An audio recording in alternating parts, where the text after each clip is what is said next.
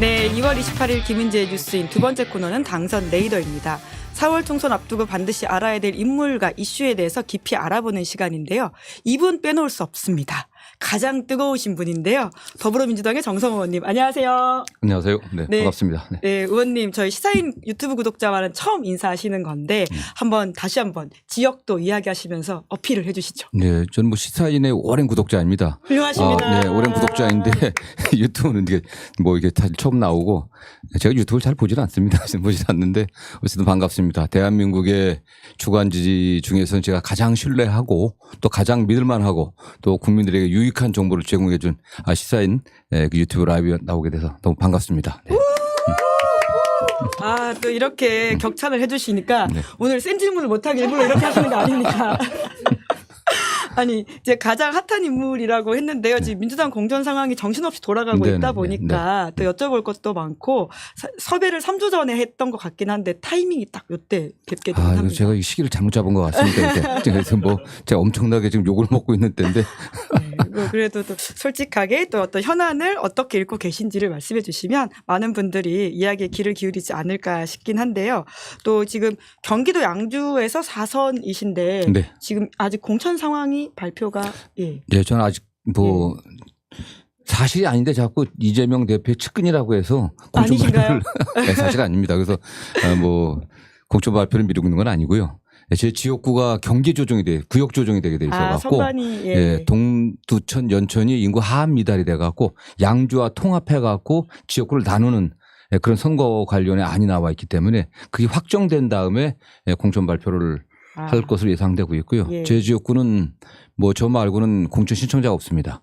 제가 이제 올해 나가게 되면 뭐 7번째 출마를 하는데 저 외에 공천 신청 한 분이 없었습니다. 민주당에서요. 네, 제가 이게 신기록일 겁니다. 수도권에서는. 네. 사실 민주당으로서는 험지라고 할 수 있는 처음에는 굉장히 곳인 험지였죠. 거죠. 예. 그리고 지금도 사실 어떻게 보면 민주당 지지층이 많이 모여 있는 지역은 아니다. 그러다 보니까 그렇습니다. 지역 관리 네. 되게 열심히 하신다는 것으로 알고 있습니다. 뭐 그런 편입니다. 네. 네, 알겠습니다, 의원님. 자, 그러면 저희가 이게 유튜브다 보니까 좀 재미있게 어떻게 해볼 수 있을까 고민을 하다가 오시는 손님들께 이 OX 표를 드리거든요. 그리고 나서는 이제 질문을 드리면 제가 하나, 둘, 셋을 외치면 둘 중에 하나를 들어주시면 됩니다. 애매하면 가끔 이렇게 세모를 드시는 분도 계시긴 한데요. 예, 이렇게 드시면서 OX 판넬 들 때 O, X 이렇게 말도 같이 해주시면 좋습니다. 팟캐스트에 들어가기 때문에. 자, 그러면 준비되셨나요? 네, 준비됐습니다. 네, 의원님. 그러면 제가 첫 번째 질문부터 드리겠습니다.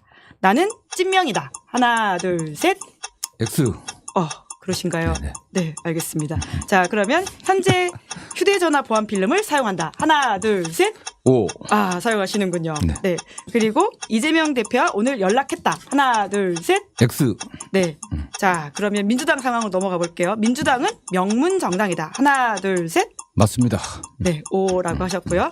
자, 내일 선거하면 민주당 151석 이상 얻는다. 하나, 둘, 셋. X. 네.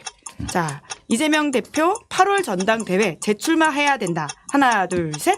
X. 네. 자, 그리고 86 운동권은 물러나야 한다. 하나, 둘, 셋. X. 네. 국민의힘 공천에 감동이 없다. 하나, 둘, 셋. O. 네. 김건희 여사 총선 전까지 두문불출한다. 하나, 둘, 셋. 아이고. X를 드신 것으로 알고 있겠습니다. 이거 네. 긴장됩니다. 네. 하지만 굉장히 순발력 있게 잘 주우셨어요. 자, 그리고 네. 김건희 특검법 21대 국회 내에 통과된다. 하나, 둘, 셋. X. 네. 그리고 개혁신당 열석 가능하다. 하나, 둘, 셋. X. 네. 김종인 매직 힘 발휘한다. 하나, 둘, 셋. X. 네. 조국 신당 민주당에 불리하다. 하나, 둘, 셋. X. 네, 다 여쭤봤습니다. 저희가 퀴즈가 너무 많다 보니까 몇 개를 빼가지고 아마 약간 순서에 혼동이 있으셔가지고 제가 실수할 뻔했습니다. 같은데, 네. 예, 천천히 하나하나 설명을 주시면 또 왜 이런 걸 드셨을까라는 이야기를 들어볼 수 있을 것 같은데, 아니 의원님 보통 친명계 좌장이라고 불리시잖아요. 네. 근데 찐명 아니라고 드셨죠? 일단 친명계 좌장이라고 하는 게 가짜 뉴스입니다. 뭐 계보라고 하는 것이 어떤 정치적 노선과 가치를 같이 함께하고 그다음에 소위 말하는 보스가 있어갖고 보스가 뭐 자금도 대고 자리도 주고 그렇게 계보 아니겠습니까 이게 계보? 과거식 표현으로 보면 예. 그런 계보인데 그런 계보에 보스를 대신하는 사람이 보통 좌장이라는 표현을 하는데 저는 뭐 그런 역할을 해본 적이 없고 또 친명계에 그런 모임 자체가 없습니다. 아 그래요? 또 일부 언론에서는 이재명 대표가 경기도지사 시절에 대통령 출마를 결심했을 때 또 함께 했던 7명의 의원들을 뭐 7인회라고 하고 했는데 사실 그 7인회라는 것도 언론이 부신 거지 공식적인 모임을 가져본 적이 없어요. 더군다나 대선 이후에 뭐 한 번 모이려고 식사를 한 번 하려고 했는데 다 모이지 못했습니다. 그리고 그 이후에 같이 누구도 모이자고 한 적이 없었거든요.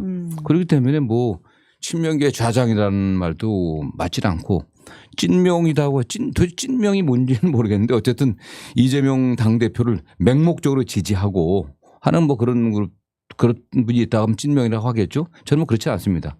뭐 비판적 지지를 주로 하는 편이고 이재명 대표의 관계는 뭐 87년도 3월에 처음 만났으니까 아 진짜 오래되셨네요. 만 한 37년 정도 됐죠. 예. 그동안 제가 이재명 대표보다 조금 더 인생을 살아갔고 뭐 형 동생 호영호재하면서 가깝게 지냈고 지금도 뭐 과거에도 쭉 뭐 변호사 시절 성남시장 경기도사 시절 쭉 같이 인연을 맺어왔고 또 경기도지사 나가기 전이죠. 그다음 2017년도 대선 경선 때 그때 같이 제가 같이 그 당시 총괄 선대본부장을 맡아갖고 도와드렸고 또 경기도지사 선거 때 도와드렸기 때문에 뭐 가까운 편이죠. 이 정도면 찐명 아닌가요? 저는 그냥 가까운 사이고 뭐 정치적 뭐 동지 또 이런 정도죠. 저는 뭐 다만 이재명 대표에 대해서는 제가 괜히 비판적인 의견들을 잘 전달하는 편입니다. 네. 그러시죠. 그러면 이제 아무래도 특히나 이제 정성호 의원님에 대해서 찐명이다 혹은 뭐 좌장이다 이런 말이 나오게 되는 또 하나의 계기가 아마 그 사진, 유명한 사진 때문일 것 같은데 그래서 아까 현재 휴대전화 보안 필름을 사용하신다고 하셨는데요. 그러니까 그 사진이 나온 맥락과 좀 해명하실 부분들도 있으실 것 같은데. 아니 전 처음에 보안 필름을 좀 써봤더니 당장 이렇게 옆에 하면 보이질 않더라고요 이게. 불편하긴 옆에 하죠. 분들한테 이렇게 기사 보여주려고 하는데 보이질 않아가지고 바로 떼버렸는데 굉장히 조심하는 편인데 일단 지금 붙여놨습니다. 저 비서들이 뭐 바로 사갖고 와가지고 붙여라고 이거 큰일 난다고 붙였는데 그 당시는 그게 뭐 바로 주고받은 게 아니고 현근택 변호사 관련한 어떤 기사가 나가고 전 굉장히 이게 그냥 두면 위험할 거다라는 생각을 했어요. 안 좋은 영향을 미칠 거다라는 생각을 해갖고 당의 사무총장이 얘기를 했습니다. 당이 빨리 조치를 해야 된다. 그런 취지 연락을 했더니 전화가 안 왔고 사무부총장한테 얘기를 했습니다. 근데 그 당시 이재명 당대표가 병원에 계셨어요. 그때 점심 지나서 수석 사무부총장은 알았다고 얘기를 했는데 뭐 다른 조치가 없더라고요. 오전 지나가도록 점심 지나서 사무총장이 연락이 왔습니다. 그래서 그 얘기를 했죠. 이런 건 빨리빨리 당이 조치를 취해야 된다. 그런 상태에서 2시에 본회의가 왔는데 이제 1시 좀 넘어서 이재명 당대표로부터 문자가 온 거예요. 그 현근택 관련해갖고 제가 보면 보고를 한 것 같습니다. 제가 그런 얘기를 했다고 보고를 했던 것 같은데 그래서 제가 그걸 1시간 뒤늦게 본 거죠. 그래서 이렇게 조치하는 게 좋겠다. 뭐 본회의장이니까 이렇게 하고 그냥 쫙 안 보이는 거에 그 문자를 보냈습니다. 근데 딱 이게 찍혔네요. 그랬더니 그래서 그렇게 보냈더니 한 30분 후에 또 이 대표가 답변이 온 거예요. 좀 뭐 과한 게 아니냐. 그래 그것도 제가 또 30분 후에 봤습니다. 30분 후에 봐서 뭐 과하다고 하면 그건 형식 의미가 없는 거다. 뭐 그런 얘기를 했죠. 그리고 근데 그때 찍힌 거야 이게. 맨 마지막에. 그렇군요. 그러니까 한꺼번에 주고받은 게 아니라 그때 보고 있다. 실시간으로 의견을 주고받았던 게 아니라 그 전날부터 일종의 조언을 했던 것인데. 그래서 이게 뭐 일부러 정성호 같은 사선 의원이 맨 뒷자리에 앉아갖고 카메라가 다 보고 있는데 일부러 밝힌 게 아니냐라고 하는데 저는 뭐 정치를 그렇게 약간 그런 식으로 해본 적이 없습니다. 다 일부러 한 게 아니고요. 개인적으로 뭐 현근택 변호사는 제가 굉장히 좋아하고 아끼는 그 후배 변호사였는데 좀 현 변호사한테 굉장히 마음의 빚을 진 느낌 그런 느낌입니다. 다만 어쨌든 그 이후에 이게 문제가 되질 않아 갖고 문제가 종료가 안 됐거든요. 그렇기 때문에 저는 뭐 본인이 그런 문제 해결이 안 돼 갖고 이제 불출마를 선언했던 건데 좀 가슴 아픕니다. 네. 그 사진이 나온 이후에 특히나 뭐 지금은 당을 나가신 분들이긴 하지만 이제 비판적인 입장을 가지신 분들이 정성호 의원님에 대해서는 굉장히 비선 실세라는 취지의 비판도 했던 것 같은데 그것에 대해서 좀 어떻게? 저는 그것도 좀 사실 억울합니다.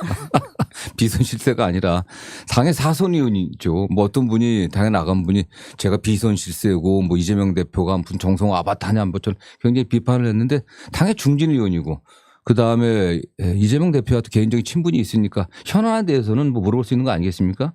지금은 다 민주당에서는 그런 회의가 없는데 과거에는 지금 여당이 있습니다. 지도부와 중진 사선이당 중진 연석회의가 예. 있거든요. 민주당도 좀 그게 있었으면 좋겠어요. 그러다 보니까 당 대표가 뭐 중진 의원들이라든가 또 현안에 잘 아는 의원들에 대해서 개별적인 의견 물어보는 거죠. 저는 뭐 그런 정도 외에는 뭐 다시 제가 일부러 뭐 대표 찾아가서 의견 제시하거나 그러진 않고, 다만 또 대표와 흉어물이 없는 사이니까 밖에 의원들이 이재명 대표에게 직접 전달하기 어려운 그런 사안들 있지 않습니까? 저런 비판적인 여론들이 있으면 이런 비판적인 여론이 있다, 좀 그런 정도 전하고 있습니다. 네. 요새는 그것도 잘 안 합니다. 네. 왜 그러면 오늘 이재명 대표와 연락했을 때도 X를 드셨는데 네네. 요새는 연락 잘 안 한다. 최근에 뭐 연락한 적 별로 없습니다. 또 왜냐하면 예. 또 일부 언론에 제가 뭐 공천 과정에 관여해갖고 뭐 의원들 컷오프 논의하는데 참여했다고 하는데 예, 밀실 회의를 했다. 뭐 이런 보도가 있었죠. 사실 뭐 이재명 대표 과거에 뭐 한 달에 한 두세 번 정도 차 한 잔 마시고 이런 적이 있었지만, 물론 뭐 밖에서는 그런 거 볼 때 아, 정성은 그냥 왔다 갔다 하는구나 할지 모르겠지만, 그건 이제 공식적인 논의 자리는 제가 갈 수가 없는 거 아니겠습니까? 그래서 그거는 당의 공천에 실제 관여하고 있는 분들이 하시는 거고, 그게 좀 오해될 만했던 게 인재 영입이 관련해서는 뭐 외부에 발표하지는 않았지만은 당대표께서 인재영입위원회 부위원장 역할을 좀 해줘라. 인재영입은 널 영입하는 거니까. 그래서 거기에 관련해서는 인재영입이 간사하고 또 당의 뭐 전략위원장 그다음에 연구원장 이런 몇 분 당직자들하고 제 방에서 논의를 가끔 하곤 했었죠. 그런 정도지 의원들 뭐 공천 문제 이 관련해서는 제가 참여할 수 있는 구조는 아니죠. 네. 예. 사실이 아니다라는 네. 말씀이신 네. 거죠. 네. 근데 이제 댓글들이 이제 워낙 오늘 많은 분들이 찾아와가지고 또 질문들을 주고 계시는데, 그러니까 정성 의원님이 비판적 지지를 하고 계신다라고 하셨는데 그 비판적 목소리가 대표와 민주당 지도부에 얼마나 잘 반영되고 있는 건지 궁금하다, 이런 이야기도 있긴 있습니다. 근데 지도부는 잘 모르겠고요. 뭐 어쨌든 뭐 예를 들어서 지난번에 어쨌든 크게 문제됐던 현근택 변호사 관련한 거기 그 징계해야 사건, 된다라는 예, 취지의 말씀. 그 취지는 뭐 본인이 이제 불출마를 예. 하셔서 어쨌든 그 결과가 나왔고, 다른 현안들에 대해서는 뭐 대표가 읽어보지만 다른 반응을 보이지는 않습니다. 그래서 어떤 사안들에 대해서는 뭐 이 대표나 또는 지도부에서 뭐 의견을 반영한 건지 아닌지, 아니면 독자적인 판단인지 또 참고를 했는지는 잘 모르겠지만 뭐 저와 비슷한 견해를 같은 경우도 갖고 있는 경우도 있고, 뭐 다른 대부분의 안들은 뭐 특별하게 이렇게 참고만 하시는 것 같아요. 네. 알겠습니다. 자, 그러면 그다음 질문이 민주당은 명문정당이다 였는데요. 네. 거기에 대해서 오를 드셨죠. 근데 이제 어제 의원총회에 참석하셨죠, 의원님도요. 전 참석을 못했습니다. 아, 네네. 죄송합니다. 제가 네네. 팔로우를 못했네요. 네네. 근데 어제 그 자리에서 이제 홍영표 이제 의원이 나가면서 네. 멸문정당이다 뭐 이런 식의 말까지 했는데 어떻게 보세요? 저는 너무 이렇게 다 서운한 점들이 있으시겠지만은 좀 과하신 표현들이 아닌가 생각합니다. 과거 제가 2000년에 국회의원 처음 출마할 때는 뭐 김대중 대통령과의 친분을 굉장히 강조하고, 제 그 국회의원 홍보물에 김대중 대통령과 사진 찍은 사진을 제일 잘 보이게 넣었습니다. 7번 도전하셨던 그 첫 번째. 그래서 김대중 대통령이 추천한 뭐 청년 인재 뭐 이런 이제 컨셉을 갖고 정치했었고요. 2004년도는 당연히 노무현 대통령이었고, 노무현과 가까운 뭐 노무현 대통령과 민변 활동 같이 한 젊은 변호사 이렇게 또 당선됐습니다. 2008년도에는 저희가 대통령 선거에서 패배했기 때문에 별 그런 거 없이 해갖고 떨어졌습니다. 근데 또. 민주당 가장 어려웠던 시절이죠. 떨어졌죠. 그래서. 그다음에 2012년도에는 이 MB 때 아니었습니까? 그 당시에는 뭐 문재인 대통령이 아직 뭐 당의 이렇게 그 대표가 되기 전이셨는데, 이해찬 한명수 대표죠. 근데 한명수 대표께서 그렇게 영향력 있지 않으셨으니까 그냥 둘을 뭉치라고 했었고요.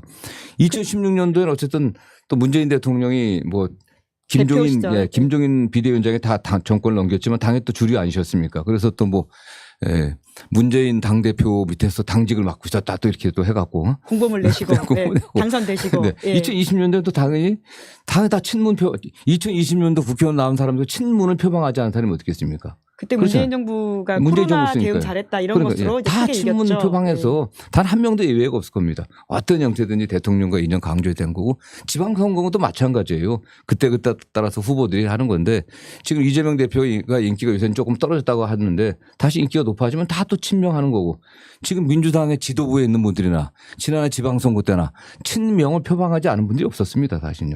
그렇지 않습니까? 그래서 다들 공보물에 사진이 있고. 그래서 민주당은 당 대표 중심으로 가는 건데 김대중, 노무현, 문재인 또 세 분 대통령 그리고 현재는 또 이재명 당 대표 다 그 맥락이 이어지는 거죠. 그다음에 기본적으로 민주당의 강령, 민주당이 추구하는 노선과 가치. 저는 뭐 그대로 이어지고 있는 거 아니겠습니까? 그렇기 때문에 무슨 뭐 멸문이다 이런 표현들은 과하는 거 아니겠습니까? 지금 민주당 국회의원이 현재 탈당한 분들 제외하고 현재까지 163명 오늘 뭐 두 분 정도가 또 탈당한다는 뭐 그런 얘기가 기사가 나는데 한 160명 정도는 되지 않습니까? 그중에서 여전히 또 대부분은 문재인 대통령 때 문재인 대통령이 대통령 시절에 그 당 2020년에 그 당시 다 문재인 대통령 지지 표방해갖고 온 분들이 여전히 많이 남아있는 거예요. 그렇지 않습니까? 네. 친문 인사. 그렇죠. 다 친문이죠. 네. 저도 문재인 대통령과 관계를 강조하고 뭐 이렇게 해서 왔고 또 뭐 지금 나가신 분이지만 이낙연 뭐 전 총리, 전 총리 뭐 이런 관계도 그렇지 않습니까? 사실 제가 대표였. 이낙연 전 총리가 문재인 정부 첫 총리 임명됐을 때 그 인사청문위원장이 저였어요. 아 그러셨군요. 인사청문위원장이 저여갖고 딱 사진도 이낙연 총리 청문회 사진 사회 보는 사진 그런 거 다른 거 여기저기다 또 지역 홍보물에다가 늘 이렇게 뭐 왔다 갔다 하는 그래서 딱 경력에다 집어넣고 경력 그런 거 그렇게 되게 경력에 넣은지 아니면 그런 거 되게 늘 강조했었죠 어쨌든 간에 네.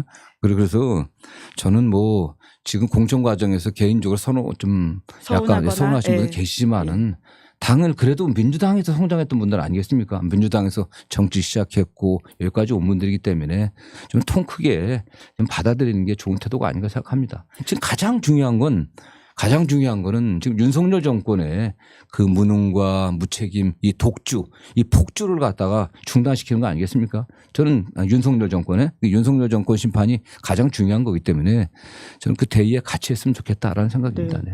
네, 이제 공천은 언제나 좀 시끄럽다 이런 말씀 많이들 하시긴 하시는데, 근데 겉으로 보여지는 상황이라고 하는 게 이제 어제는 고민정 최고위원이 사퇴를 하고 또 오늘 또 임종석 전 비서실장이 재고해달라 이렇게 기자회견을 하다 보니까 이게 좀 잘 수습이 되는 건가라는 생각이 들긴 합니다. 저는 뭐 그 고민정 최고위원께서 아직은 뭐 최고위원 사퇴가 최고에 의결된 건 아닌 걸로 알고 있습니다. 사퇴가 처리된 건 아니죠. 그다음에 당원들의 압도적 지지를 받아갖고 초선 의원이지만 최고위원 되지 않으셨습니까? 당선된 거죠. 네. 최고위원 되셨는데 좀 그 역할을 좀 충실해 줬으면 좋겠습니다. 제가 뭐 민주당의 중진 의원이 여러 가지 비판을 했더니 중진 의원이 뭐 당무를 거부하려면 사퇴하라고 했다. 그러니까 중진 의원이 그랬는데 그러니까 사퇴하겠다. 그게 당의 정성호가 제가 한 얘기입니다. 아침 라디오에서 하신 발언을 인용했죠. 그때 말에 전후 맥락을 다 거두절미해서 그러면 전후 맥락은 최고위원으로서 책임과 역할을 다 해주시고 지금 사퇴하면 안 된다. 사실은 당무를 거부하려면 최고위원직을 사퇴하라는 것은 당무 거부하지 마시고 최고위원직 사퇴하지 말아라. 바로 이어서 그렇게 얘기했습니다. 지금 최고위원직 사퇴하는 것은 바람직하지 않다. 그리고 이어서 최고위원으로서의 어떤 역할과 책임을 좀 다했으면 좋겠다. 지금 모든 책임이 지도부가 아니라 당대표 1인에게 지금 집중되고 있거든요. 지금 공천 과정과 관련해서도 왜 여러 의원들을 동료 의원들 설득하고 또 이해시키고 의원들을 이게 좀 원심력이 강화되지 않게 의원들을 만나고 이렇게 해야 되는 그런 역할을 좀 나눠 해야 된다. 최고위원들도 해야 되는 거거든요. 그건 누가 시켜서가 아니라 최고위원은 아니겠습니까? 당의 지도부에 있는 최고위원 한 분 한 분이 그런 역할을 적극적으로 해야죠. 전 그런 게 안 보인다고 하는 제가 좀 아쉬움이나 비판을 여러 군데서 얘기를 했었습니다. 그런 차원에서 고민정 최고에게 당무에 복귀하시고 사퇴하시면 안 된다는 취지를 한 건데 그 일부분만 갖고 뭐 약간 오해가 있었던 것 같은데 개인적으로 그게 좀 기분이 나빴다고 하면 좀 굉장히 좀 죄송하게 좀 생각합니다. 제 취지는 그게 아니었다. 오히려 당무에 복귀해 갖고 보다 적극적으로 그 역할을 해 주셨으면 좋겠다는 생각입니다. 네. 사태가 의결된 게 아니니까 지금이라도 빨리 이제 돌아와야 된다 이 말씀이신 그렇죠. 거잖아요. 그리고 어쨌든 당원들의 초선이지만 당원들의 많은 지지를 받아갖고 최고위원에 당선된 분 아니겠습니까? 그리고 뭐 문재인 정부에서 또 청와대에서 일을 했었고 또 그쪽에 가까운 분들의 또 의견들을 모아갖고 전달해야 될 책임이 있잖아요, 사실요. 이 공천 과정에서도 물론 본인의 얘기가 받아들여지지 않아갖고서 좀 다툼이 있었던 의견 그 대립이 있었던 것으로 알고 있습니다. 그렇다고 해서 그만둬서는 안 되죠. 최고회의가 어쨌든 다수결 의결기구 아니겠습니까? 합의제 의결기구니까 그 적극적 의견 내시고 또 결론이 나면은 또 최고위원으로서 또 거기에 다른 의원들을 좀 설득해주고 해야 되는 책임이 있는 거 아니겠습니까? 저는 그 점을 말씀드린 네. 겁니다. 네. 근데 또 일부 강성 지지층들은 또 그거에 화가 나가지고 고민정 최고위원한테 공천장 반납까지 해야 된다 이런 댓글 다시는 분들도 계시던데. 진짜 그래서는 안 되라고 생각합니다. 물론 저도 그런 얘기 들었는데 또 일부 또 당의 적극적 이재명 대표의 적극적 지지층들이 고민정 최고에 대해서 약간 그 비난성 그 댓글들 쓴다고 하는데 그건 안 되고요. 어쨌든 가장 중요한 게 총선에서 윤석열 정권을 심판해야 됩니다. 고민정 최고위원도 굉장히 당의 중요한 자산이고 앞으로 당을 이끌어갈 그 차세대 아니겠습니까? 그렇기 때문에 좀 서운한 점이 있으시다고 하더라도 꼭 당무에 복귀하셔갖고 역할을 하길 기대합니다. 네. 임종석 실장 기자회견 메시지는 재고해달라는 건데 네네네. 좀 가능성이 있는 부분이라고 보세요? 전 어쨌든 이게 공관위 의결 사안인데 의결됐는데 물론 모르겠습니다. 재심 절차가 있는지 모르겠지만 다시 그걸 최고위에서 논의해갖고 번복하기는 쉽지 않아 보입니다. 뭐 임종석 전 비서실장도 저는 뭐 개인적으로 정치 처음 국회의원 출마할 때 같이 출마해갖고 저는 낙선하고 임 실장 당선됐습니다. 그리고 그 다음에 임 실장 또 당선되고 저도 당선되어갖고 의정활동 같이 했는데 괜찮은 분입니다. 사실은 국민들이 뭐 586 운동권의 상징이라고 얘기하지만 그런 게 어떻게 이념에 치우친 분은 아니고 또 실용적이고 또 굉장히 젠틀하고 또 잘생겼지 않습니까 사실은. 또 유능해요 사실요. 유능하신 분인데 그러나 이게 좀 전체 선거 국면을 좀 봤으면 좋지 않겠나. 우리가 나무를 보면서 숲을 보지 못하면 안 되지 않습니까? 또 숲을 보면서 숲만 봐서는 안 돼요. 숲과 나무와 숲만 봐서도 안 됩니다.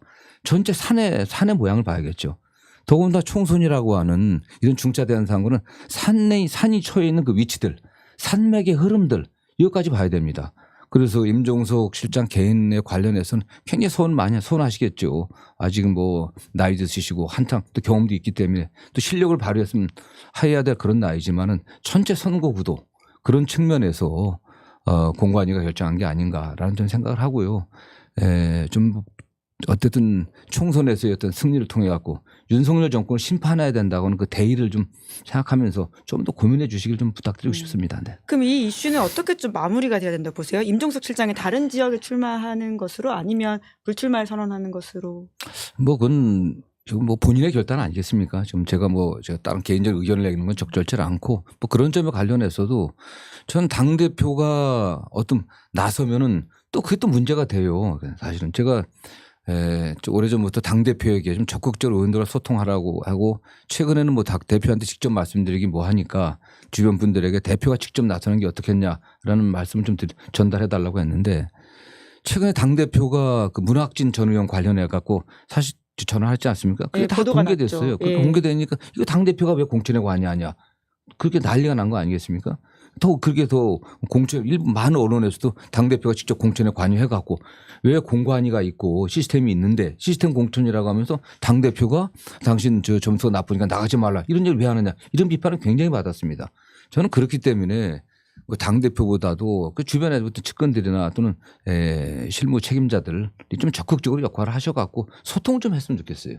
그런 게 좀 부족한 점이 있는 것처럼 보입니다. 네.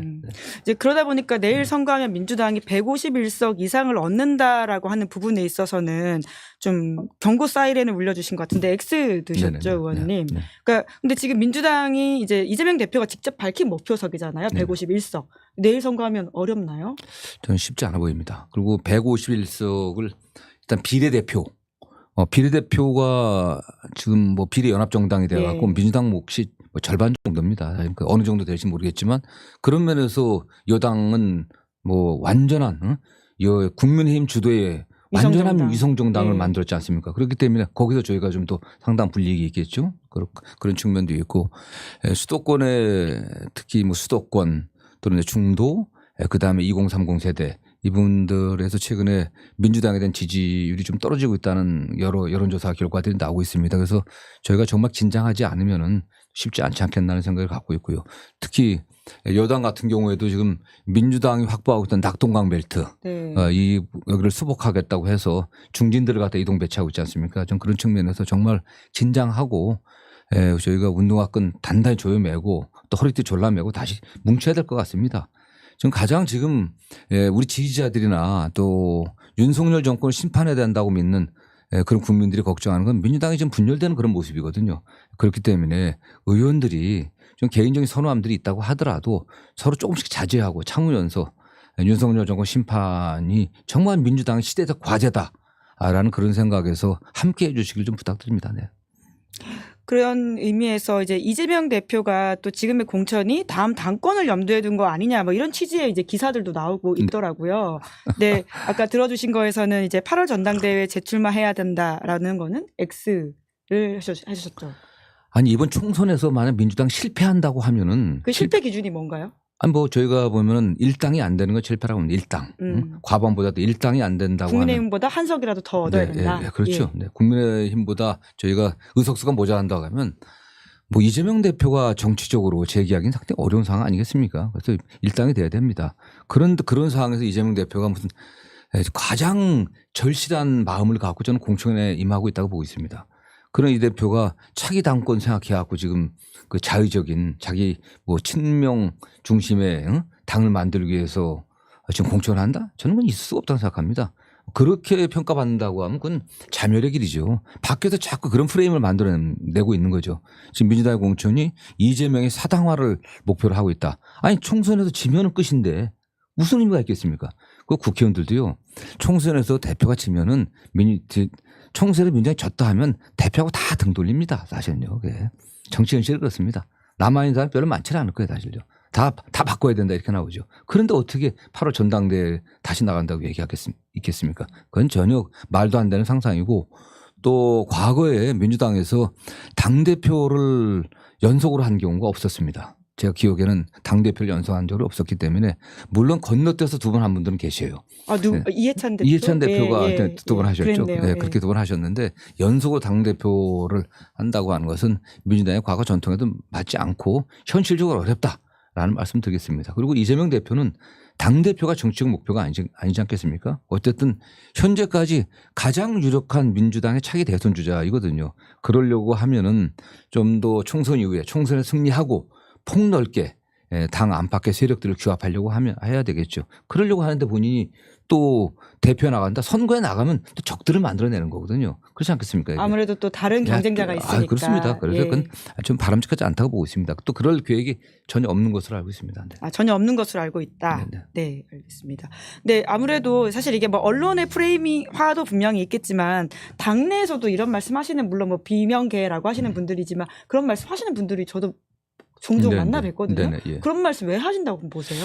저는 모르겠습니다. 어쨌든 그게 뭐 가장 중요한 게 지금 현 단계에서 민주당에 소속되어 있는 국회의원이나 당원 지지자들이 생각해야 될 가장 중요한 과제는 총선 승리입니다. 윤석열 정권 심판이거든요. 이 무도한 윤석열 정권 심판이기 때문에 조금 문제가 있다고 생각하고 하더라도 자기 견해가 다르다고 하더라도 그런 프레임들을 갖다 우리 스스로 얘기하는 건 그건 그야말로 우리가 망하는 길로 가는 거 아니겠습니까? 저는 그런 어쨌든 분석이라든가 또 자의적 판단을 안 했으면 좋겠습니다. 정말. 네. 그 86 운동권 물러나야 한다에 있어서는 X를 드셨는데 사실 민주당에서 젊은 이제 그룹에 담당하시는 분들도 일정 부분 좀 물러나 주셔야 되는 게 아니냐라는 생각을 하시는 분들이 계시더라고요. 저는 뭐 그 인위적으로 국민의 대표자인 국회의원들이 인위적으로 물갈이한 것은 뭐 어느 특정 세력들을 갖다 인위적으로 물러나라 이런 것은 적절히 않아 보이고요. 소위 당내 뭐 외부에서 86 운동권이라고 얘기하는 분들이 사실 80년대 90년대 치열한 삶을 통해 갖고 대한민국이 민주주의 국가로 성숙하게 나가는데 굉장히 큰 역할들을 해오던 분들입니다. 그리고 국회에 들어와서도 나름 상당한 역할들을 해왔고요. 그래서 그걸 뭉뚱그려 갖고 그분들을 이렇게 뭐 86 운동권이니까 다 물러나야 된다. 이건 잘못된 프레임이라고 생각하고 있고요. 특히 여당에서 지금 여당의 당대표 한동 비대위원장이 뭐 86 운동권 청산론 얘기를 하는데 아니 도대체 뭘 얘기를 하는지 모르겠어요. 집권당의 총선 목표가 운동권 야당의 운동권 청산이라는 게 얼마나 집권당이 내세울 가치와 비전이 없으면 야당 운동권 청산하겠다는 걸 얘기를 하는지 모르겠습니다. 거기에 또 일부 사람들이 동조하는데 저는 뭐 86 운동권이 아니라 민주당 자체 내 공천 시스템에 의해 갖고 이렇게 좀 물러나신 분들 물러나게 하고 뭐 그런 과정을 지금 겪고 있기 때문에 뭐 86 운동권 청산해야 된다. 여기는 동의할 수가 없습니다. 그리고 또 그 중에서도 80년대 90년대 학생운동을 했던 분들 중에서도 굉장히 유능한 분들도 계시고요. 네. 네. 사실 의원님도 약간 농담 역도부셨잖아요. 다른 네. 의미의 운동권. 제가 다 진짜 운동권입니다. 제가. 네. 그래서 뭐 대학 다닐 때 역도부장도 했었고 물론 학생운동도 조금 했었습니다. 그러시죠. 그러나 저는 뭐 네. 바로 고시 공부를 한 2년 학생운동 하다가 그렇게 뭐 썩 용기가 있지를 않아서 좀 역도를 하다가 그다음에 고시 공부를 해갖고 그다음에 또 변호사 하면서는 계속 또 시민운동을 해왔으니까 또 인권운동을 해왔고요. 네. 그러니까 진정한 의미의 종합운동권입니다. 그렇네요. 사실. 엑서사이즈와 무브먼트 둘 다 하고 계신다. 네네. 네, 지금도 사실 운동 열심히 하는 것으로 제가 알고 있는데 이제 아까 이제 한동훈 비대위원장의 어떤 메시지에 대해서 비판해 주셨는데 그 국민의힘 공천과 관련해 가지고는 지금 이제 조용하다. 그래서 별 소리가 안 나니까 상대적으로 민주당보다 좀 눈에 덜 띄어서 지지율이 올라가는 거 아니냐라고도 하는데 감동은 없다에 오를 하셨네요. 네네. 감동 없죠, 사실은요. 그게 지금. 억지로 까는 거다라고 한동훈 위원장은 반박하더라고요. 아니 보십시오. 지난해 있었던 강서구청장 선거 때 여당이 참패를 했습니다. 그 당시 가장 큰 원인 중에 하나는 여당이 용산 대통령실에 여의도 출장소 역할밖에 하지 못한다. 철저한 상명하복, 수직적인 상명하복 관계에 있다. 그래서 대통령께서 했던 김태우 사면해주고 또 공천 주고 당에서는 그때 반대하지 않았습니까? 근데 그대로 따라가고 참패를 했습니다. 그래서 수직적 그 당정 관계 또 용산과의 수직적 관계를 수평적 관계로 만들어야 된다. 이렇게 해야 되지 않았습니까? 또 그 과정에서 김기현 대표도 거의 사실상 쫓겨났잖아요. 사실은요. 그러고서 국민들이 그런 바람이 있었는데 지금 여당이 그 당시 아무런 저항도 하지 못하고 용산의 지시를 그대로 따라갔던 그 국회의원들이 다 공천되고 있습니다. 그때 중진들이 다 이기고 있어요. 이게 무슨 변화입니까 사실은요. 저는 국민들이 이 총선 오늘 제가 알기로는 일부 발표된 걸로 알고 있는데 네, 방금 했습니다. 중진들 다 살아났습니다. 예, 현역 불패더라고요. 네, 그렇습니다. 현역 불패입니다. 네. 오히려 현역 중에서도 경선에 실패한 분들은 초선들 지역 기반이 없는 분들이고 전복민 의원 이런 분이죠. 그렇죠. 그다음에 영남에서 그동안 3선, 4선, 5선 하면서 쭉 터잡아왔던 분들 윤석열 대통령의 일방적인 그 당정 관계 용산의 지시를 일방적으로 따라왔던 그분들이 다시 또 국회의원이 되는 겁니다. 이게 뭡니까 사실은. 전 이거야말로 어떻게 보면 이게 용산의 본뜻이 아니었던가. 용산의 지시를 그대로 따라가는 그런 국회의원을 다시 뽑는 게 그게 맞는 것 같아요. 그게. 그런 공천을 지금 하고 있는 거죠 사실. 무슨 감동이 있겠습니까. 지금 21대 국회 후반기 들어갔고 윤석열 정부에 들어섰는데 지난 23개월 동안 한 게 뭐 있어요. 민생에 있어서 무슨 성과가 있었습니까? 경제에 있어서 무슨 성과가 있었습니까? 거의 민생 경제가 파탄 지경이에요. 토론회는 네. 지금 하고 계시더라고요. 네, 예. 민생이라는 이름 붙여가지고. 그냥 지금 전국 다니면서 대통령이 민생 토론을 하고 계시는데 뭐 어디 당에서 추계를 낸 것 같은데 뭐 1,000조 이상 들어간답니다. 그냥 기업이 뭐 10년, 20년 장기 투자가 하겠다고 하는 그런 것까지 다 긁어 모아갖고 다 해주겠다고 하는 거예요. 그러나 대부분의 사업들이 절차가 있거든요. 국비 투입이 500억이 넘어가는 사업들은 다 사업 타당성, 예비 타당성 조사해야 되는데 대부분의 사업들입니다. 거의 되질 않을 거예요. 기재부의 관료들이 대한민국 관료들이 저 총선 끝나거나 하면 아예 거들떠 보지도 않은 사업들이 대부분입니다. 그냥 공수표 남발하고 선심 속 공약 갖고 포퓰리즘 하고 있는 거죠. 포퓰리즘 사전 선거 운동을 하고 있는 겁니다. 말만 하고 있다 네네, 말잔치. 예. 그렇기 때문에 네. 근데 그거를 당이 또 그대로 따라가고 있고요. 그래서 이 총선에 관련된 공천의 그 결과물을 본다고 하면 국민이 어느 당이 이 변화와 혁신을 추구하고 있는지를 좀 판단할 것으로 좀 보고 있습니다. 네. 네. 그 김건희 여사 이슈와 관련해서 민주당이 너무 이것에 올인하다 보니까 오히려 정책적 아젠다를 제대로 못 내세우고 사람들이 좀 거기에 대한 평가를 하고 있는 것 같다라는 이야기도 하던데 네. 근데 김건희 여사 총선 전까지 두문 분출한다와 관련해서는 X를 드셨네요. 소위 말하는 김건희 리스크를 그러면 또 불거진다. 저는 지금 지지율이 또 올라가고 여당 대통령 지지율이 올라가고 있기 때문에 총선 공천 끝나고 나면은 대통령 또 연구인께서 또 활동을 좀 하지 않을까 그래도 저는 생각합니다. 그분 좀 정무적 감각이 좀 있다고 생각하는데요. 왜냐하면은 지지율이 떨어질 때면 또 보이지 않습니다. 대통령 지지율이 떨어진다고 하면 잽싸게 어디로 또 들어가셔서 안 나타나요. 근데 지지율이 좀 올라간다고 하면 또 다시 나오십니다. 근데 지금 요새 지지율이 다른 거 보지 않고 지지율이 오르고 또 분위기 대통령 배우자로서 왜냐면 근질근질 하실 거예요. 그렇기 때문에 분명히 못 참고 공천 끝나고 나면 좀 활동하지 않으실까. 정무 감각이 진짜 있으면 총선 때까지는 참을 수 있는 거 아닌가요? 네. 아니죠. 근데 어쨌든 그것이 뭐 긴 전체 국면들을 보고하는 그런 정무 감각이 아니라 그 단기적인 대증적으로 네. 지금 보고 있다. 네. 그러다 보니까 김건희 특검법 관련해서는 굉장히 관심을 많이 샀다가 지금 살짝 사그라든 느낌은 있는데요. 내일 이제 국회에서 재의결 안 한다라고 하는데 그래도 21대 국회 안에서는 통과된다? 저는 쉽지 않을 거라고 보고 있습니다. 예. 그래서 뭐 여당이 총선 이후에 만약 이걸 의결한다고 하더라도 여당에서 그렇게 이탈 세력이 많지 않을 거라고 보고 있습니다. 또 민주당에서는 오히려 또 공천 탈락하신 분들이라든가 출마하지 않으신 분들이 참여하지 않을 가능성이 있기 때문에 통과는 좀 쉽지 않아 보입니다. 다만 저는 이 문제를 갖다가 계속 끌고 가는 건 대통령한테 부담이 되는 거거든요. 정말 그분들이 얘기하는 것처럼 아무 관계가 없다. 그러나 민주당이 보기나 또는 국민들이 볼 때는 도이치모터스 주가 조작 사건에 그 계좌에 김건희 여사와 그 또 윤 대통령의 장모 계좌가 사용됐다는 거 아니겠습니까? 이득을 냈다는 거예요, 사실은요. 그게 판결문에 나와 있기 때문에. 법조인 출신이니까 잘 아시는 분이죠. 저는 그런 부분에서 정말 뭐 여당이나 대통령실에서 자신 있다고 하면 빨리 털어내는 게 좋지 않겠습니까? 근데 털어내지 못할 거라고 보고 있습니다. 그러면 그렇게 되면은 그 불씨는 집권 내내 그대로 유지되고 있기 때문에 국정에 굉장히 부담이 되는 거죠. 저는 그러나 또 그럼에도 불구하고 그런 판단을 지금 대통령실이나 또 여당에서 못하고 거로 보고 있고요. 그냥 일단은 뭐 재결에서 부결하려고 하지 않을까 생각합니다. 네. 근데 민주당에서 이 출석하지 않으면 사실상 이게 무기명이긴 하지만 출석하지 않으신 분들은 드러나잖아요. 네네. 정치적 부담이 꽤 크지 않으실까요? 그러니까 아까 말씀드린 것은 공천 과정을 통해 갖고서 22대에 가지 않는 분들이 또 많이 계시고 또 그러나 여당 같은 경우는요. 여당은 여러 가지 당근이 많이 있습니다. 공천 탈락한 분들이라든가 이런 분들이 뭐 장관을 갈 수도 있고 또 지금 정부기관장이 비어 있는 데가 굉장히 많거든요. 지금 일부러 많이 비워놓고 있습니다. 많은 중요한 정부기관장들을 공천 이후에 이탈하지 않게 하기 위해서 그 당근으로 좀 다 준비를 하고 있거든요. 그렇기 때문에 여당에서는 이탈 세력이 많지는 않을 겁니다. 사실은. 그런 카드들이 있기 때문에. 그렇군요. 그럼 제3당 이슈로 좀 넘어가 볼까요? 아까 개혁신당 열석 가능하다는 X를 이제 정성호 의원님께서 드셨는데 이게 열석 이상이 된다는 의미일까요? 아니면 이하라는 의미일까요? 전 열석 그 지역구에서 열석은 뭐 거의 불가능할 것으로 보고 있고요.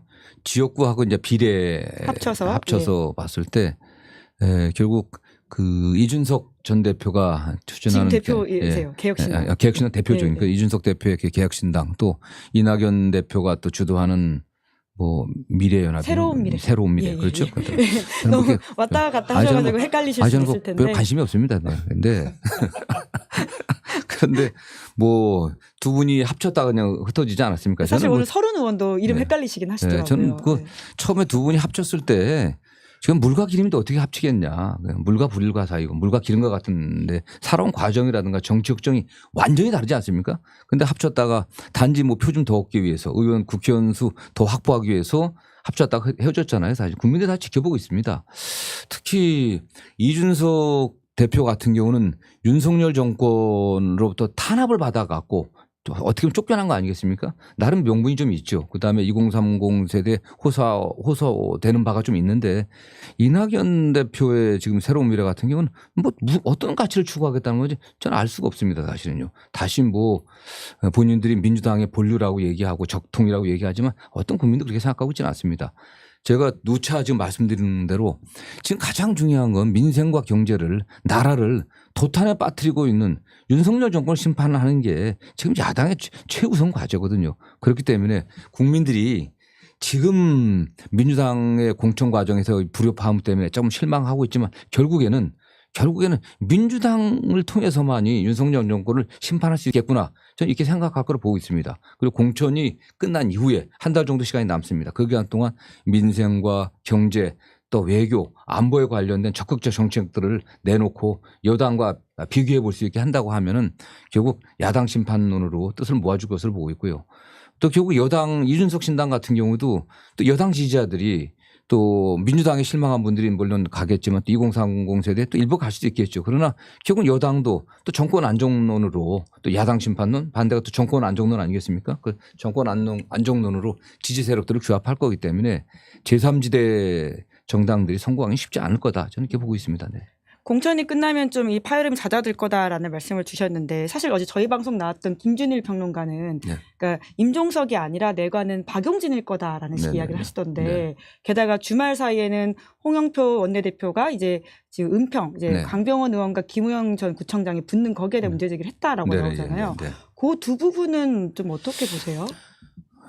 저는 뭐 박용진 의원에 대해서는 굉장히 안타깝게 생각합니다. 저도 좀 이해하기 어렵고 최소한 당에서 이 신청을 받아들였어야 되지 않겠나라는 생각을 하고 있고 다만 박용진 의원이 국민 지역구 관리도 잘해 오셨고 국민들에게 또 깊은 인상을 남겨온 또 주목받는 정치인 아니겠습니까? 또 앞으로 정치적으로 좀 또 성장 가능성도 큰 정치인이기 때문에 뭐 지역 주민들이 잘 선택을 해줄 거라 좀 보고 있습니다.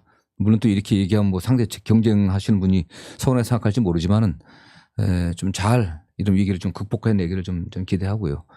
강병원 의원과 김우영 전 구청장 관련해서는 좀 아쉬움이 있습니다. 그 김우영 구청장 관련 문제를 진작에 좀 해결해냈어야 되는데 그렇지 못했거든요. 왜냐하면 강원도당위원장 사표가 아직 처리가 안 됐다고 얘기하더라고요. 처리를 하면서 본인은 지금 처리도 된 것도 아니고 반려가 된 것도 아니다 이렇게 오늘 아침에 그러니까 그게 문제죠. 그게 그렇게 하면 안 되지 않습니까? 당이 책임 있게 어쨌든 그 당시 강원도 강릉이가 출마할 때 여러 가지 사연들이 많이 있었습니다. 그러나 어쨌든 본인이 그 사실은 뭐 어떻게 보면은 이제 강원도당위원장을 맡지 말았어야 되죠. 그러나 그건 본인이 잘못된 판단이었고 그걸 또 사퇴를 하면은 그거에 대해서 책임을 묻고 어떤 적절한 조치를 했어야 되지 않겠습니까? 사실은 약간의 불이익을 주든지. 그러나 그걸 그냥 보류된 상태에서 오다 보니까 뭐 공천관리원에서는 형식적으로만 이렇게 판단해 갖고 경선에 붙인 거죠. 경선에 붙인 건데 또 강병원 의원도 어떻든 뭐 재선 의원 아니겠습니까? 좀 자신감을 갖고 거기에 대해서 지금 뭐 비판하고 불만하기보다는 적극적으로 경선에 응해 갖고 두 분이 좀 보기 좋은 경선을 하기를 좀 바랍니다. 네네. 네. 그다음에 홍영표 의원 같은 경우도 뭐 여러 말씀 하시는데 뭐 지금 뭐 거기가 전략적으로 지정이 됐죠. 뭐 전략적으로 경선할 수 있는 길도 있고 한데 전 모르겠습니다. 어떻게 전략 공관이 결정날지는 모르지만은 좀 뭐 그러나 어쨌든 당에 또 민주당에서 쭉 4선까지 해오셨고 또 노무현 정부 때 그 당시 청와대에서 또 일도 했었고 또 당의 원내대표도 지낸 분은 아니시겠습니까? 또 그 핵심적인 분이신데 가장 중요한 가치인 윤석열 정권이 심판받지 못하고 우리가 총선에서 실패한다고 하면 모두의 불행입니다. 민주당의 불행뿐만 아니라 정말 우리가 국민에게 책임져야 된 책임 야당으로서의 그 책임을 방기하는 거기 때문에 좀 크게 생각해 주시길 좀 부탁드리고 싶습니다. 네. 굉장히 정성호 의원님이 정말 어려운 이야기들을 솔직하게 해주고 계신다라는 생각이 드는데 두 가지 질문 남았는데요. 그 김종인 매직에 힘 발휘된다라는 부분에 있어서는 X 드셨는데 관련해서는 사실 김종인 위원장도 같이 일해 보신 적 있으시잖아요. 있습니다. 저는 2016년도 20대 총선이 끝난 이후에 비대위가 새로 구성됐습니다. 김종인 비대위원장이 공천을 하고 총선에 승리하고 그리고 승리하고 나서 의원들의 구성이 바뀌니까 새로 비대위를 새로 꾸렸거든요. 그래갖고 김종인 비대위원장이 비대위원장 사퇴할 때까지 제가 기억으로는 한 뭐 4개월 가까이 비대위원으로서 참여했었는데 뭐 굉장히 유능하신 분입니다. 전략적 마인드가 있으시고 또 권위도 있으시고 또 공부를 굉장히 많이 하셔요. 역사에 대한 해박한 지식도 있으시고. 근데 김종인 비대위원장은 뭐 많은 국민들이 아시는 것처럼 박근혜 비대위도 참여했었고 또 민주당 비대위원장도 하셨고 또 뭐 왔다 갔다 많이 하셨습니다. 다른 뭐 안철수 의원의 뭐 멘토 역할 비슷하게 조언도 좀 이렇게 해주셨고 뭐 다른 분들도 많이 조언을 해주셨던 분인데 지금 이준석 대표의 지금 개혁신당에 또 공천위원장으로 가신 거죠. 공천위원장 가셨는데 일단 지금 시대적 과제 국민들이 시대적 과제를 생각하지 않겠습니까? 그리고 어떤 정당이 책임을 지고 의회를 운영하고 또 국정을 운영할 것인지 그걸 선택하는 거 아니겠어요? 그렇다고 하면 결국 여야 양 정당으로 지지 세력들이 모일 것으로 보이기 때문에 좀 한계가 있을 것으로 보입니다. 좀. 네. 이번에는 김종인 위원장 개인기로 돌파하기 어려운 구도가 있다. 네네. 이런 말씀이신 것 같은데 그럼 마지막으로 조국 신당이 민주당에 불리하다라는 부분에 있어서는 아까 X 하셨죠? 예. 근데 지금 여론조사를 보니까 좀 잘 나오는 것도 좀 있더라고요. 어떻게 보세요? 저는 뭐 조국 전 장관 관련해서는 생각하면 굉장히 가슴이 아픕니다. 물론 뭐 사법적인 판단에서 이제 유죄를 받은 부분도 있지 않습니까? 그러나 우리 국민들 일반 국민들의 눈높이에서 상식적으로 봤을 때도 그 행위에 대해서 잘못됐으면 처벌을 받아야겠죠. 그러나 조국 전 장관이나 그 배우자 또 자녀들이 겪은 형벌이라든가 또는 어떤 비난이라든가 또는 여러 가지 갖고 있던 권리의 박탈 이런 걸 보면 굉장히 사실은 심했던 거죠, 사실은요. 특히 조국 교수 배우자를 생각하면 정말 그걸 갖고 그 행위를 갖고 그런 정도의 중형을 선고받아야 될 건지 또 상당 부분 무죄 받은 부분도 있는데 참 저는 뭐 동의하기 쉽지 않고요. 또 조국 교수도 그렇습니다. 어쨌든 그러나 또 그럼에도 불구하고 조국 교수가 지금 사법 절차가 아직 끝나지 않았지 않습니까? 지금 대법원에 상고를 했지만 항소심까지 또 실형 선고를 받았거든요. 그래서 이런 부분들을 좀 더 고민해야 되지 않겠나 생각을 해보고 다만 조국 교수가 뭐 출마를 어떻게 하는지 모르겠습니다. 본인은 뭐 하루를 하더라도 국회의원 나갈 생각이 있는 것처럼 보이는데 뭐 그런 판단들 또 총선 과정에서 어떤 역할을 할 건지에 대한 생각들을 좀 고민해 줬으면 좋겠어요. 크게 봐서 민주당이 승리해야 되고 민주진영이 승리해야만 본인이 억울하다고 주장하는 그런 부분도 조금이라도 해소될 수 있지 않겠습니까? 다만 선거 전체에 대한 유불리를 따져본다고 하면 물론 뭐 조국 교수가 만든 조국 전 장관이 만든 그 정당이 비례 득표를 일정 부분 가져갈 수 있다고 봅니다.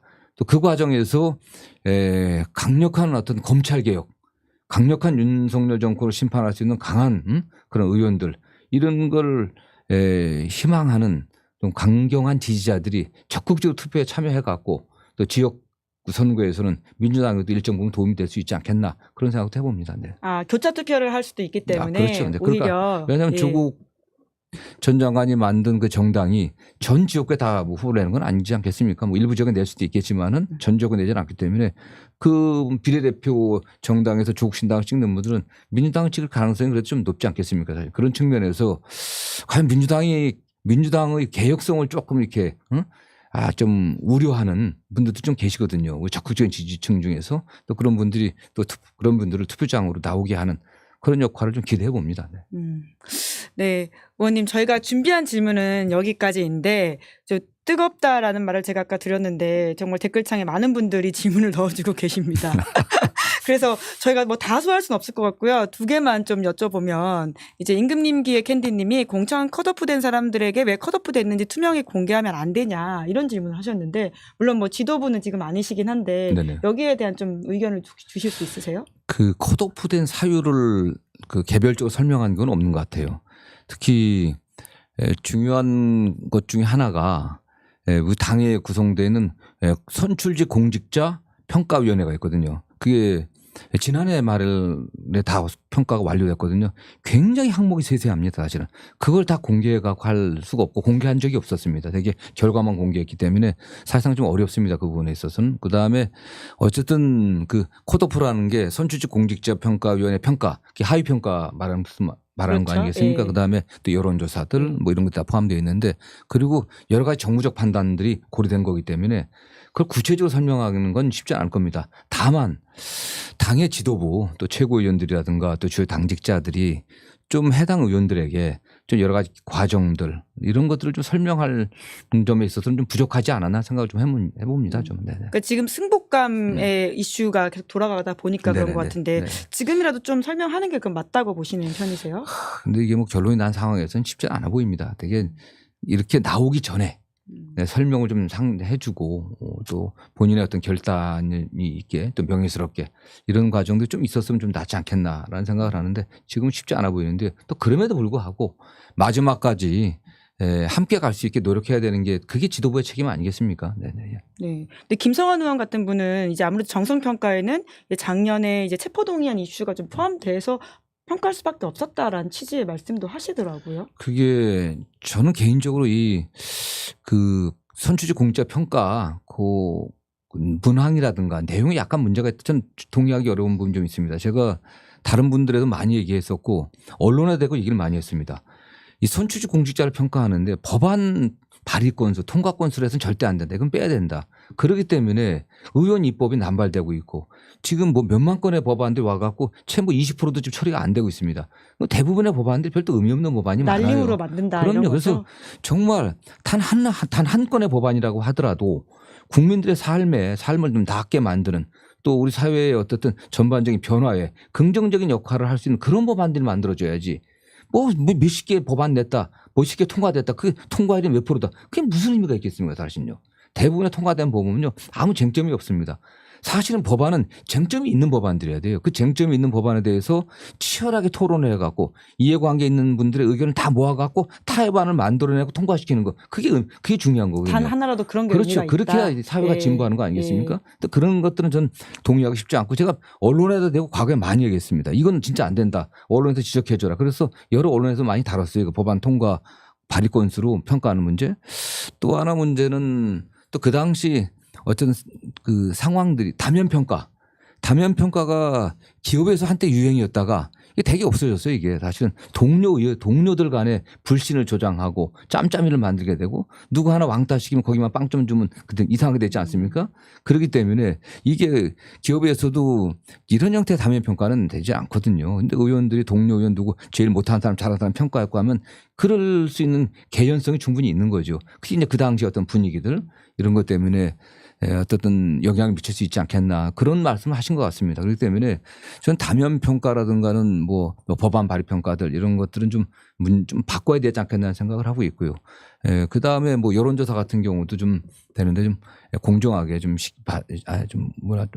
뭐 공정하다기보다 좀 누가 좀 납득할 수 있게 논란이 없는 네, 그런 상황을. 시기나 이런 걸 봐갖고서 예. 왜냐하면 어떤 정치적 쟁점에 관련해서 당내 의견이 막 갈리고 있을 때 사실 소수 의견을 참여했던 의원들은 또 왜냐 여론에 있어서 우리 당원들이나 지지자들에 의해서 나쁜 영향을 그분들한테 끼쳐갖고 그 결국 여론조사에 영향을 미칠 수가 있는 거 아니겠습니까? 그런 점들은 좀 더 세밀하게 해야 되지 않겠나는 생각을 하고 있고요. 다만 이 구조 자체가 뭐 대표가 이렇게 개입할 수 있는 부분은 별로 많지는 않습니다. 그래서 제가 대표가 자의적으로 이렇게 평가에 개입할 수 있는 여지는 많지 않다고 했더니 또 저도 그것도 비판을 많이 받았습니다. 근데 시스템상은 그렇게 돼 있습니다. 네.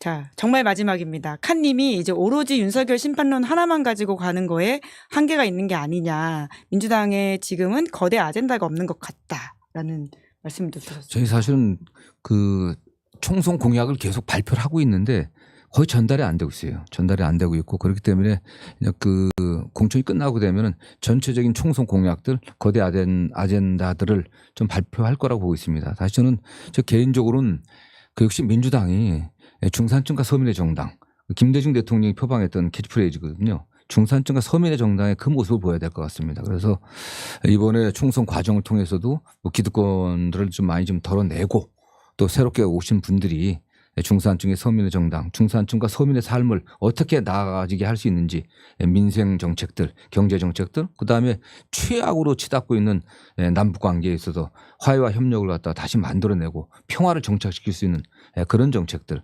그리고 윤석열 대통령께서 입만 열면 공정과 상식인데 지금 윤석열 정권의 행태는 공정과 상식과는 정반대로 가고 있습니다.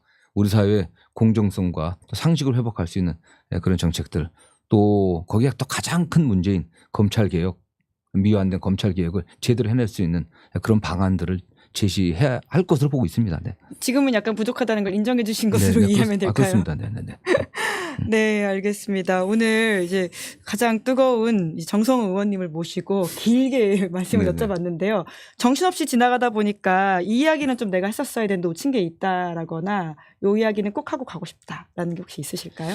예, 지금 민주당의 공천 과정이 조금 소란스럽습니다. 지금만 보지 마시고 대한민국의 미래를 위해서 어떤 사람들이 국회에 들어와서 국민을 위해 일을 할 수 있는지 그런 자격과 능력이 있는지 그런 것들을 좀 공천 이후에 우리 국민들이 좀 봐주시길 전 꼭 부탁드리고 싶습니다. 네. 네, 알겠습니다. 의원님 또 이제 공식 선거운동 기간에 들어가면 뵙기가 어려울 텐데 네. 이렇게 시간 내주셔가지고 감사드립니다. 고맙습니다. 네, 고맙습니다. 네, 김은지의 뉴스인 2월 28일 준비한 방송 여기까지입니다. 내일 오후 5시에는 이현주 전 의원과 함께 하는데요. 오늘 방송 재밌게 보셨다면 구독, 좋아요, 알림 설정도 부탁드립니다. 고맙습니다. 시사인이 만드는 정치 라이브 김은지의 뉴스인 매주 월요일부터 목요일까지 오후 5시에 생방송됩니다.